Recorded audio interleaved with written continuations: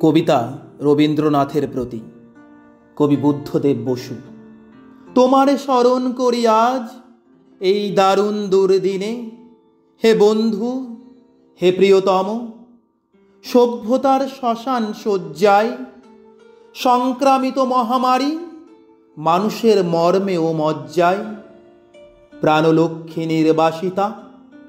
রক্তপাই উদ্ধত সঙ্গিনে সুন্দরের বিদ্ধ করে মৃত্যুবহ পুষ্পকে উড্ডিন বর্বর রাক্ষস হাকে। আমি শ্রেষ্ঠ, সবচেয়ে বড়।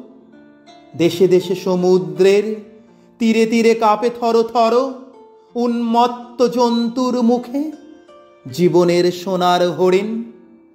প্রাণরুদ্ধ, প্রাণ স্তব্ধ ভারতের স্নিগ্ধ উপকূলে লুব্ধতার লালা ঝরে।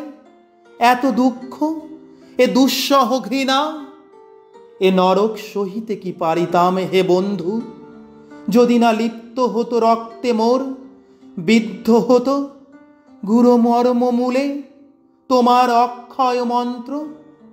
অন্তরে লোভেছি তব বাণী, তাই তো মানি না ভয়, জীবনেরই জয় হবে জানি। ধন্যবাদ।